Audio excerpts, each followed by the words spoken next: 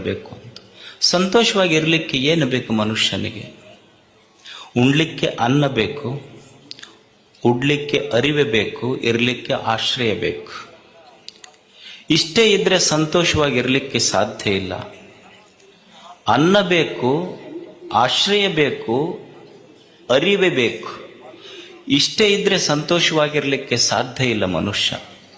ಅನ್ನ, ಆಶ್ರಯ, ಅರಿವೆಯ ಜೊತೆ ಹೇಗೆ ಬದುಕಬೇಕು ಭೂಮಿಯ ಮೇಲೆ ಅನ್ನುವ ಅರಿವು ಬೇಕು. ಅಂದಾಗ ಅವ ಸಂತೋಷವಾಗಿರ್ಲಿಕ್ಕೆ ಸಾಧ್ಯ ಇದೆ.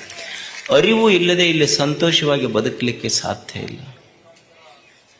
ನೀವು ಅನ್ಬಹುದು, ಒಬ್ಬ ಅರಿವುಳ್ಳಂಥ ವ್ಯಕ್ತಿ, ಪ್ರಜ್ಞೆ, ಅರಿವು, ವಿಚಾರ, ಜ್ಞಾನ ಬದುಕಿನಲ್ಲಿ ಸಂತೋಷ ಕೊಡ್ತದೆ. ಈಗ ಒಂದು ಕಲ್ಲು ತಂದು ಕೊಟ್ರಿ, ನೀವು ಒಂದು ಕಲ್ಲು ತಂದು ಕೊಟ್ರ ಅರಿವಿಲ್ಲದ ವ್ಯಕ್ತಿ ಅದನ್ನು ಸುತ್ತಿಗೆ